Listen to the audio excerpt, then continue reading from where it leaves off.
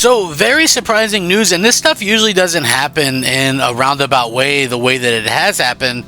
And I have to admit, it's great news. Like, this is stuff that honestly should be able to get people excited about Xbox again, and maybe, just maybe, take things in the right direction. I know for myself personally, it sounds good, and I'm going into it with open kind of mind and open mindset to believing that this is for the better, and maybe Microsoft is finally listening and paying attention. But then again, there's also part of me where I look at this and I look at who's in charge right now, and I think, man, they really kind of have lost touch. But I'm going to instead focus to be positive with this, because I think overall this is a very positive piece of news, and Xbox fans, for the most part, should definitely be, thrilled and happy and excited, about the future of this. And for me personally, I feel like I'm gonna go into it with respectable amounts of, my eyes are open, and I hope for the absolute best. So that's hopefully something that resonates with you guys, because I'm not trying to blow smoke. Like, this is genuinely, when I first heard this, I was like, holy cow, that's awesome, they're going in the right direction. And it could still be that, but then there was just a little bit of some negativity there as well. So we'll see how this happens. But yeah, very interesting stuff. What's up, everybody? I'm Crap Gamer. This is Crap Gamer Reviews, back with yet another video. Thank you so much for checking it out. I certainly appreciate it. Please like, share, subscribe. I would appreciate that as well. It helps out the channel, and it means a lot to me personally if you guys could do that. Like, you guys are amazing, and it really does help out the channel when you guys like the videos, share it out, all that kind of good stuff.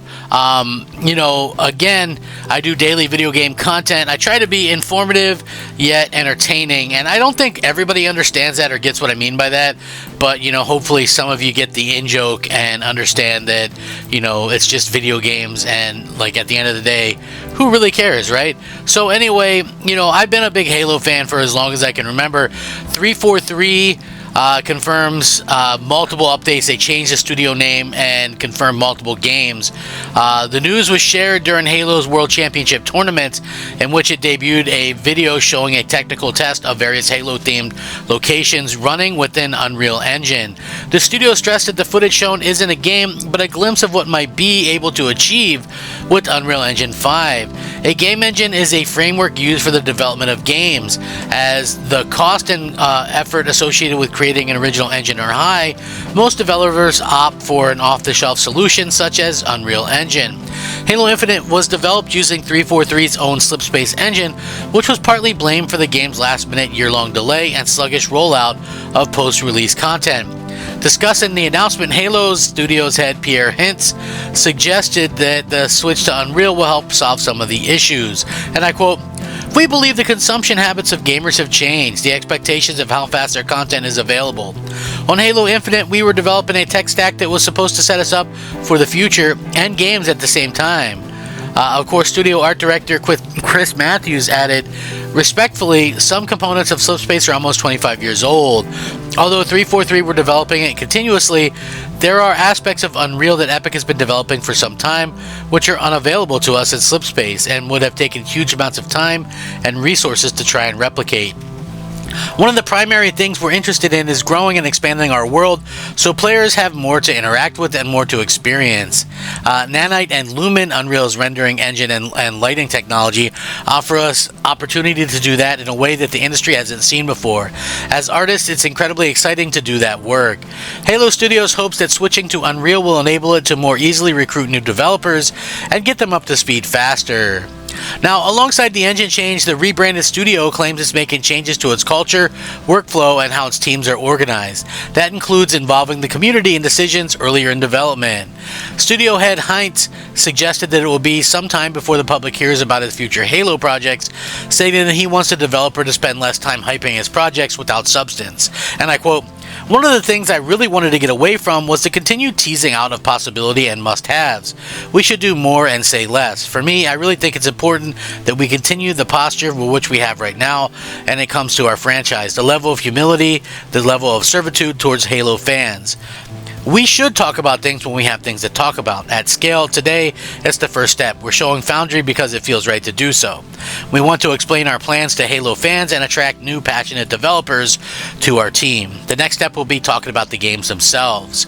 So since Halo Infinite's release in 2021, 343 saw several high-profile departures, including longtime franchise director Frank O'Connor, series veteran Joseph Staten, multiplayer creative director Tom French, director of engineer David Berger, and studio head Bonnie Ross, and more. It was also affected by layoffs across Microsoft gaming division. So again, why announce this right now, right? I know some of you probably are saying that. Quite frankly, he kind of lays it out. So, you know, at the end of the day, you have a situation where you're trying to make the reason why we get announcements early, like the Blade announcement, right, at the Game Awards the other year. The reason why you have these types of announcements early is they're basically recruiting. So, you know, you have that situation where people are recruiting and they're trying to, you know, get people to join up. Halo's problems in the past, obviously, have been, you know, some of the culture and things like that. That's honestly something that has to kind of change, just for the fact that, you know, the way that they were hiring people, like they were hiring a lot of like outside workers and things like that. You know, that's just honestly one of the things that was hurting the Halo franchise as a whole, right? Like, people don't want to believe it, but that just honestly it was. It's like that was killing the franchise, where they were only hiring people like based on, you know, they were hiring like temporary people, and was never going to work.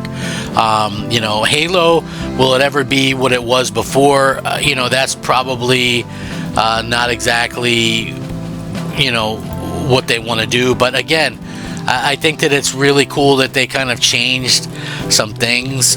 You know what I mean?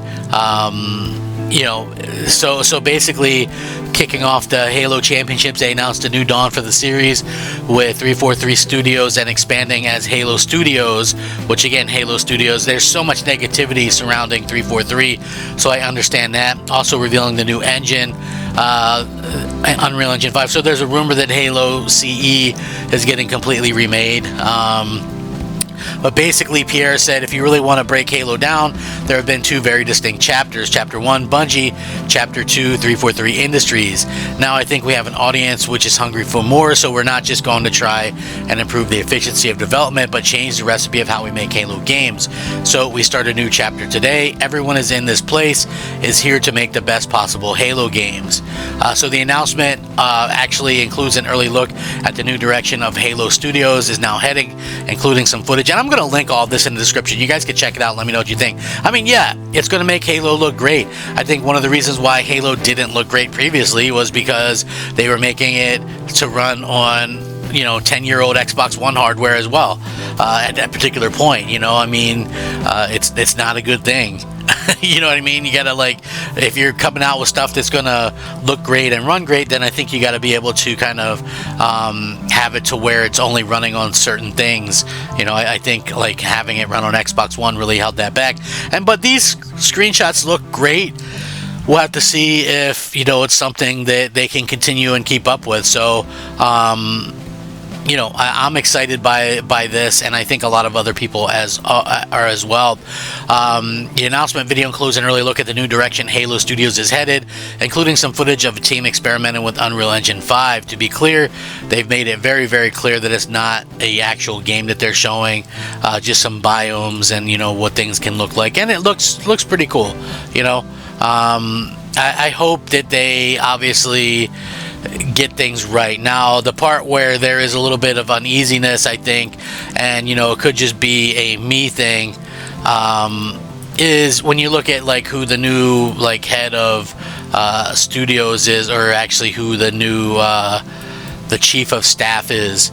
Very much is like a lot of people are kind of worried about that or whatever, and I can understand that. So I'm going to be cautiously optimistic and, you know, say, you know, I hope that, you know, things go well, because there's much more to, you know, a game than just one person. So I'm hoping that, you know, there's enough in here and there's enough quality vision to lead to a good game without a bunch of nonsense for modern audiences. You know, let's hope that this is something for Halo fans, and I think that's what all of us have been kind of missing. So thank you so much for watching. Rack 'em up, fact 'em up, Crap Gamer 'em up.